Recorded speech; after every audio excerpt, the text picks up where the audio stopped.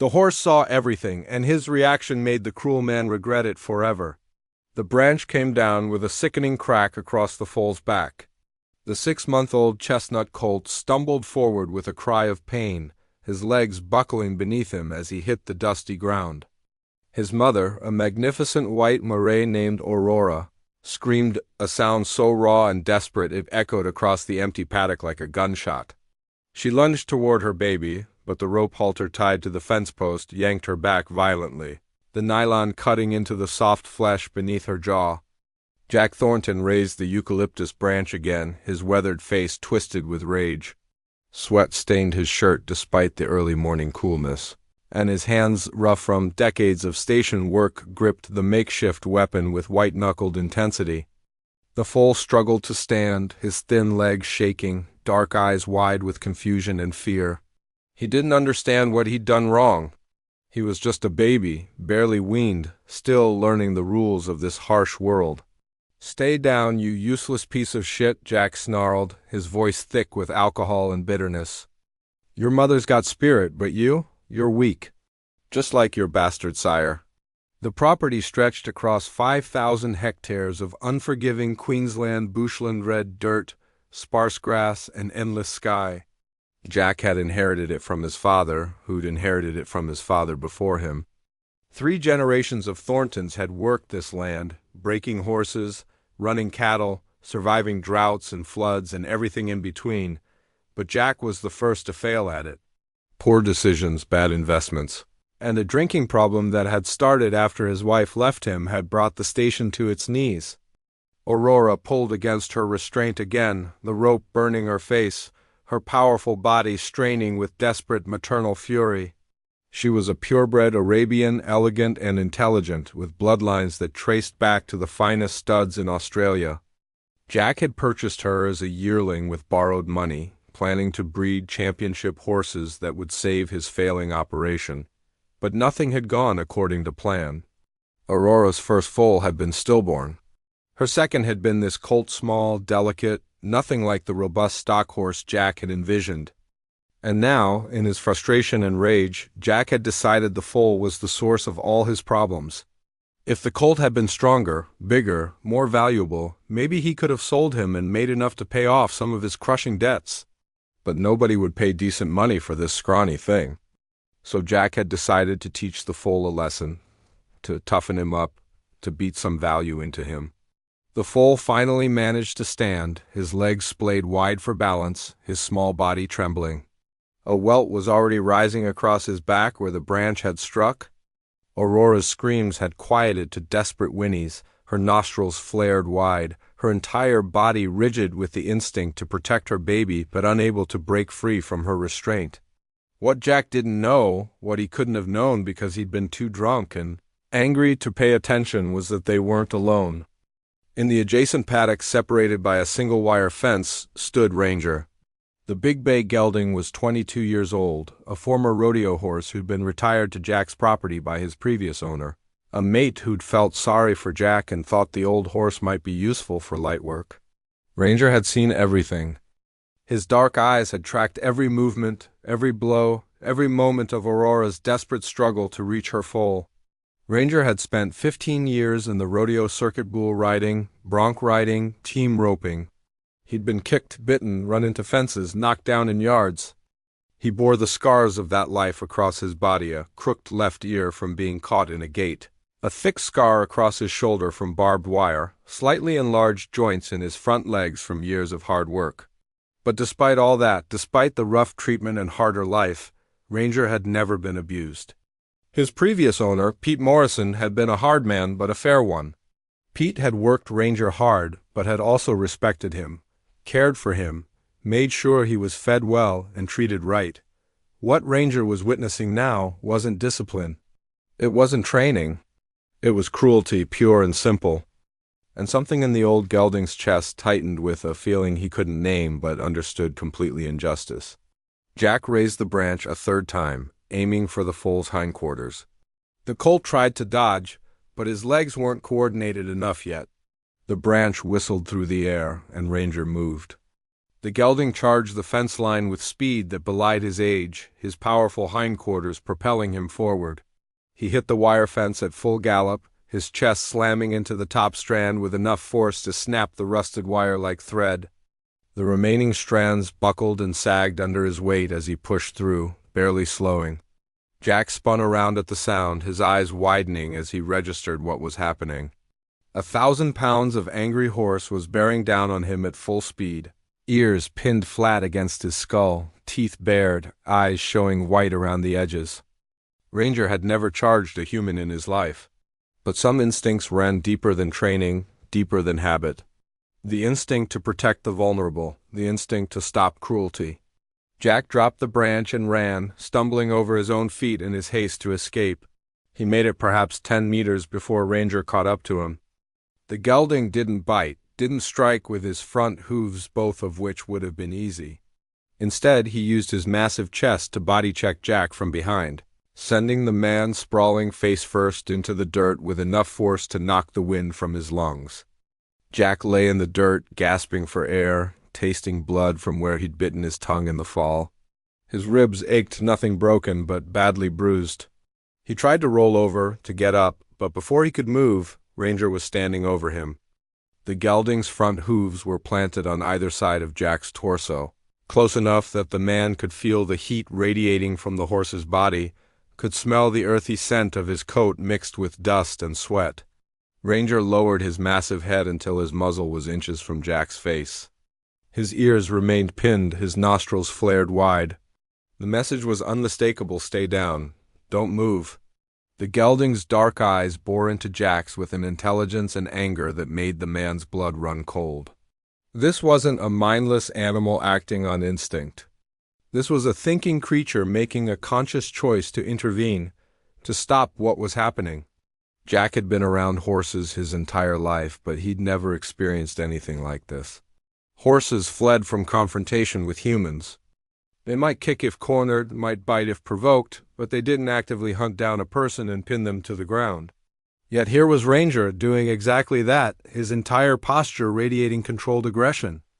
Behind them, Aurora continued to struggle against her halter, though her panic had lessened now that the immediate threat to her foal had stopped. The colt stood shakily beside the fence, watching the scene unfold with confused eyes. He didn't understand what was happening, only that the scary man with the stick had fallen down and now the big bay horse was standing over him.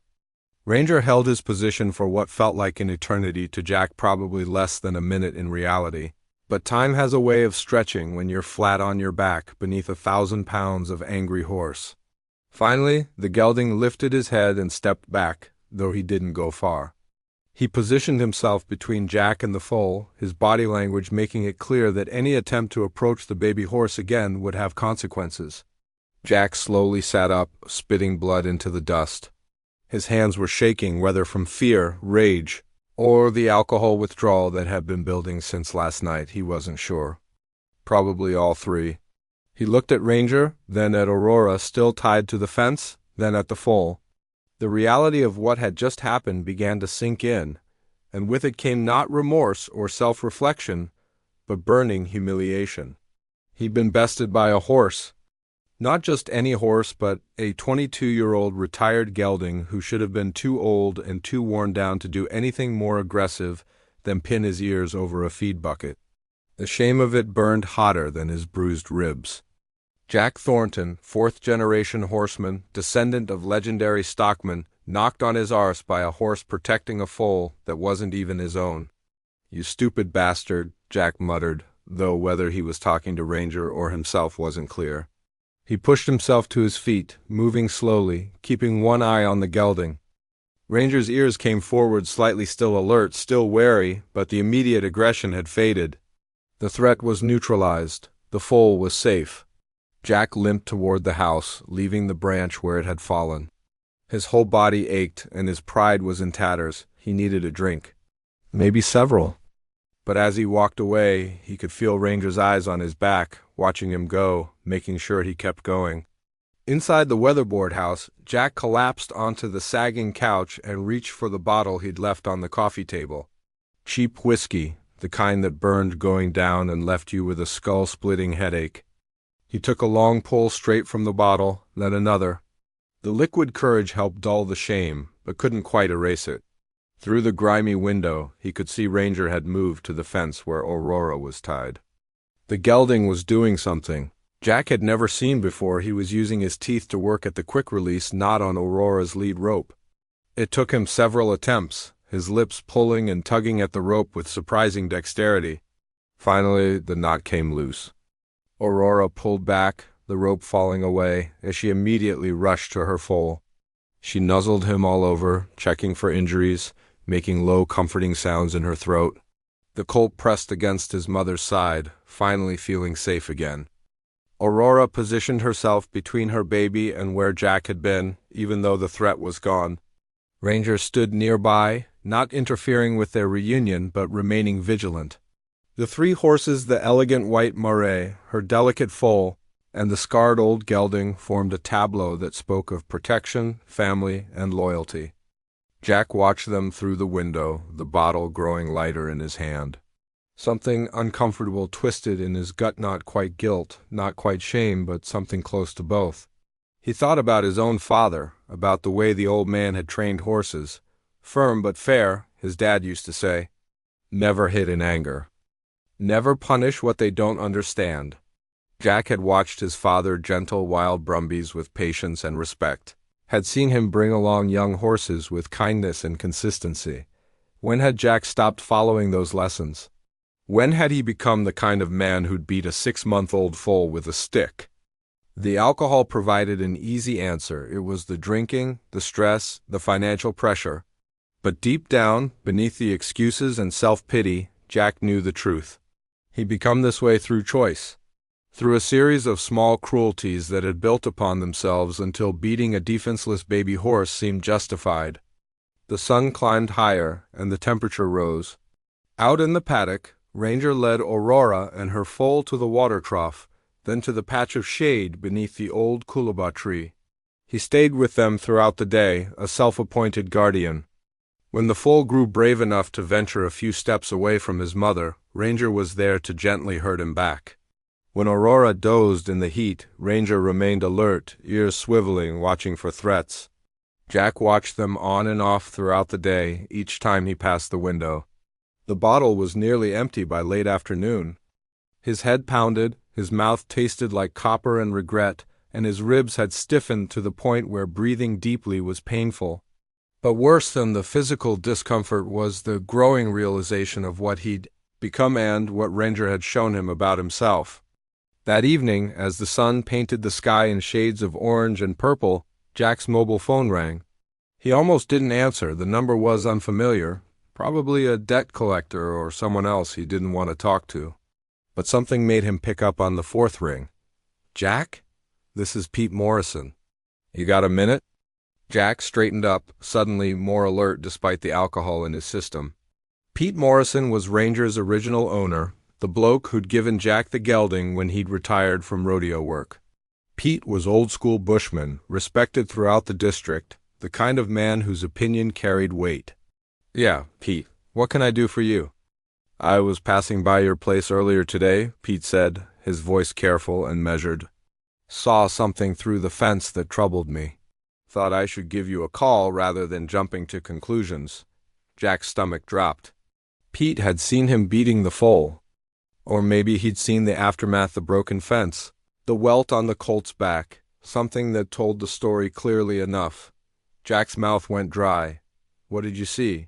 Saw my old Ranger standing guard over a Marais and foal like his life depended on it. Saw that Marais had rope burns on her face. Saw a broken fence and what looked like a branch in the paddock.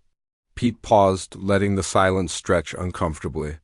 Now, I know you're going through a rough patch, Jack. Whole district knows it. But I need to ask you straight. Are you treating those horses right? The question hung in the air like smoke. Jack could lie. Could make excuses. Could tell Pete to mind his own business. But something in Pete's tone made it clear that the older man already knew the truth and was giving Jack a chance to be honest about it. I lost my temper this morning, Jack admitted, the words coming out rough and reluctant. The foal. He wasn't doing what I wanted. I grabbed a stick. Ranger stopped me. Another long silence. When Pete spoke again, his voice was harder, the disappointment clear. That gelding has more character than most men I've known. He's 22 years old, Jack, given his best years to hard work and never complained. And even now, retired and past his prime, he's still got the heart to stand up for what's right. That says something. I know, Jack said quietly. Do you? Because from where I'm sitting, it sounds like Ranger taught you a lesson today. Question is, are you going to learn from it? Jack looked out the window again. Ranger was still with Aurora and the foal lying down now in the cooling evening air. The foal was curled up against his mother's side, fast asleep. The gelding's head was up, ears forward, still watchful. What do you want me to do, Pete? I want you to be the man your father raised, Pete said bluntly. Bill Thornton was a good horseman and a decent bloke. He'd be ashamed to see what you're doing. You're better than this, Jack, or at least you used to be. The words hit harder than Ranger's charge had. Jack's eyes stung, and he wasn't sure if it was from the harsh truth or the whiskey or both. I can't keep them, Jack said finally. Can't keep any of them. The bank's going to take the property in 3 months. I'm drowning in debt, Pete. Can't even afford to feed myself properly, let alone 3 horses. So sell them, but do it right. Find them good homes. Don't let your problems become their suffering. Who's going to buy them? Aurora's a beautiful mare, but she's got a foal at foot. Nobody wants to take on both. And Ranger's too old to be useful for much. I'll take Ranger back, Pete said immediately. Should never have left him with you in the first place, clearly. As for the Murray and foal, I know a woman up near Toowoomba who runs a rescue and rehabilitation center. Sarah Chun. She takes in horses from bad situations, gets them healthy, finds them proper homes. I'll give you her number. Jack felt something loosen in his chest relief mixed with shame. He was failing at everything, including basic human decency, but at least the horses might have a chance. I'll call her tomorrow, Jack promised. Call her tonight, Pete said firmly. And Jack, you need help. Not just with the horses. With the drinking, the debt, all of it. There are people who can help if you let them, but you have to want it. After Pete hung up, Jack sat with the phone in his hand for a long time. The house was dark now, lit only by the fading twilight coming through the windows. He could see his reflection in the darkened glass, a gaunt, unshaven man who looked 20 years older than his actual age of 43. When had he become this person? When had survival become more important than decency? He pulled up the number Pete had texted through and stared at it for several minutes before finally pressing dial. A woman answered on the second ring, her voice warm and professional. Sarah Chun speaking. My name's Jack Thornton. Pete Morrison gave me your number.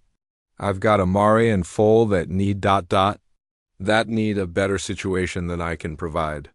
Jack explained the situation, leaving out the worst details of his behavior, but being honest about his financial collapse and inability to care for the horses properly. Sarah listened without judgment, asking practical questions about Aurora's age, breeding, health status, and the foal's condition. I can take them, Sarah said finally. I've got space opening up next week, but I need to be clear about something, Mr. Thornton. If these horses show signs of abuse or neglect, I'm obligated to report it to the RSPCA. Pete vouched for you. So I'm willing to give you the benefit of the doubt, but I need your honesty. Have these horses been mistreated? Jack closed his eyes. This was it. The moment of truth. The foal has a welt on his back from where I hit him with a branch this morning. The mare has rope burns on her face from struggling against her halter. I lost control. I hurt them, and I'm ashamed of it. Silence on the other end. Then at least you're being honest. That's more than most people manage. I'll still take them, but I'll be documenting their injuries when they arrive. If there's a pattern of abuse, there will be consequences. I understand, Jack said quietly, and ... thank you. They deserve better than what I've given them. After the call ended, Jack walked outside for the first time since the morning's incident. The night air was cool, carrying the scent of eucalyptus and dry grass. He approached the paddock slowly, uncertain of his reception. Ranger's head came up immediately, ears pinned back in warning. The gelding got to his feet, positioning himself between Jack and the sleeping Mare and foal. Jack stopped at the fence line, holding up his empty hands in a gesture of peace. Ranger didn't relax, but he didn't charge either.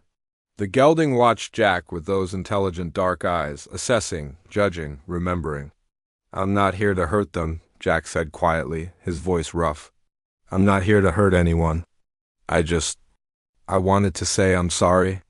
I know you can't understand the words, but maybe you can understand this." He stood there for a long moment, just looking at the three horses. Aurora had woken at his approach, her ears back, her body tense and ready to flee with her foal if necessary.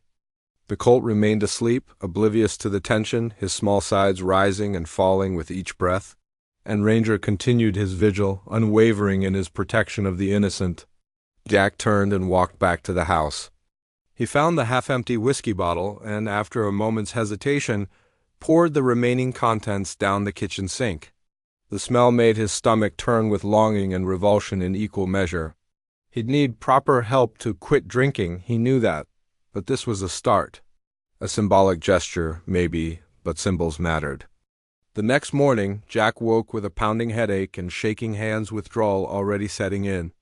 But he forced himself up, made weak tea because his hands were too unsteady for coffee, and went outside to check on the horses. He half expected to find them gone, though he knew the paddock gates were closed. Instead, he found all three grazing peacefully in the early morning light, Ranger still maintaining his protective position near Aurora and the foal. Jack spent that day making phone calls. He contacted the local alcohol support service, scheduled an appointment with a financial counselor, and started the painful process of accepting help. Pete Morrison came by in the afternoon with a horse float to collect Ranger. The old gelding loaded easily, as if he'd been waiting for this, ready to return to the man who'd always treated him right. "You're doing the right thing," Pete said as he secured the float. "It's not easy admitting when you're wrong, but it's necessary. Your dad would be proud of that, at least. Will you ... will you look after him?" Jack asked, nodding toward Ranger visible through the float's window. "He deserves better than what I gave him. Ranger will spend his retirement in my front paddock with my old Mara Misty," Pete said. "Green grass, cool water, and nothing more strenuous than occasionally entertaining the grandkids. He's earned it." As Pete's truck pulled away, Jack felt a strange mixture of relief and loss. Ranger had shown him the ugliest version of himself, had forced him to confront what he'd become.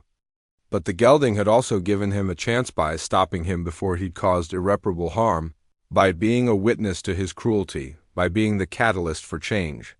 A week later, Sarah Chun arrived with her own float to collect Aura and the foal. She was a small woman in her 50s with kind eyes and capable hands that moved over the horses with professional efficiency. She documented the healing welt on the foal's back, the fading rope burns on Aurora's face, taking photos and making notes in a worn leather journal. "They'll heal," she said finally. "Physical wounds always do, given time and proper care. The emotional damage takes longer, but horses are remarkably forgiving creatures if you let them be. What will happen to them?" Jack asked as Sarah prepared to load the horses. "Aurora will have time to rest, to be with her foal without stress. When the colt is weaned in a few months, I'll start working with both of them gentle groundwork, building trust. Aurora's a beautiful Mare with excellent bloodlines. Once she's confident again, I'll find her a home with someone who appreciates her. The foal will get proper handling from the start, learn that humans can be kind. He'll make someone a wonderful horse someday." Aurora loaded nervously, her ears back, clearly expecting something bad. But Sarah's patience and soft voice gradually calmed her. The foal followed his mother, his legs still slightly uncoordinated but growing stronger every day. As Sarah closed the float's ramp, Jack felt the weight of what he was losing and the relief of knowing they'd be safe. Thornton," Sarah said, turning to face him. "I've seen a lot of bad situations in my 20 years doing this work. What happened here was wrong, and I'm not going to pretend otherwise. But you stopped it. You asked for help. You're trying to make it right. That counts for something, does it?" Jack asked bitterly. "I still did it. Still hurt innocent animals because I couldn't handle my own problems. Yes, you did. and you'll have to live with that. But you also have a choice about what comes next. You can let the guilt destroy you, or you can use it as motivation to become better. To never let yourself get to that place again. After Sarah drove away with Aurora and her foal, Jack stood in the empty paddock for a long time. The broken fence wire hung loose, a reminder of Ranger's charge. The eucalyptus branch still lay in the dust where he'd dropped it. Jack picked it up, carried it to the burn pile behind the shed, and set it alight. He watched it burn until nothing remained but ash and smoke. The following months were the hardest of Jack's life. The bank took the property, as expected. Jack moved into town, renting a small flat above the rural supply store. He attended meetings 3 times a week, sat through financial counseling sessions, took a job at the local stock and station agency, not running his own show anymore, but working for someone else, learning humility. The shakes gradually subsided. The cravings dulled to manageable levels. The crushing shame began, slowly, to transform into something more useful determination. 6 months after that terrible morning in the paddock, Jack drove out to Pete Morrison's property. The old horseman greeted him cautiously, still uncertain of Jack's sobriety, still protective of the horse in his care. But he let Jack walk out to the front paddock where Ranger grazed alongside Pete's old mare. The gelding's head came up as Jack approached the fence. His ears pricked forward, then back, clearly recognizing the man but uncertain of his intentions. Jack stayed on the outside of the fence, not entering the paddock, respecting the boundary. "Hey, old man," Jack said quietly. "I don't expect you to forgive me. I'm not sure I deserve that. But I wanted you to see that I'm trying. That what you did that day, it mattered. You saved those horses from me, and maybe you saved me from myself." Ranger watched him for a long moment, then returned to grazing. It wasn't forgiveness, exactly. But it wasn't the aggressive vigilance of that morning either.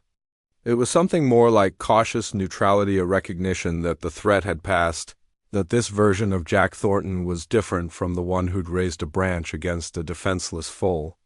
Jack visited monthly after that, always staying outside the fence, always keeping his distance.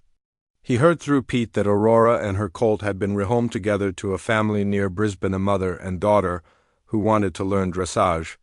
The foal, now named Phoenix, was growing into a stunning young horse with his mother's elegance and a brave, curious temperament. Aurora had bloomed under gentle handling, her natural grace and intelligence finally able to shine.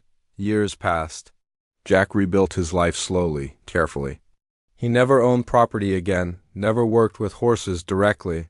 The trust required for that had been broken too thoroughly. But he volunteered at Sarah Chun's rescue center, mucking out stables, mending fences, doing the hard physical work that didn't require handling traumatized horses. It was his penance and his purpose. And every month, without fail, he visited Ranger. The gelding grew older, gray creeping into his muzzle, his movements slower. But his eyes remained sharp, his dignity intact. In the final year of Ranger's life, something shifted. The old gelding began approaching the fence when Jack arrived, accepting the apple pieces Jack brought, allowing his nose to be gently scratched. It wasn't friendship, exactly, but it was acceptance. And for Jack that meant everything.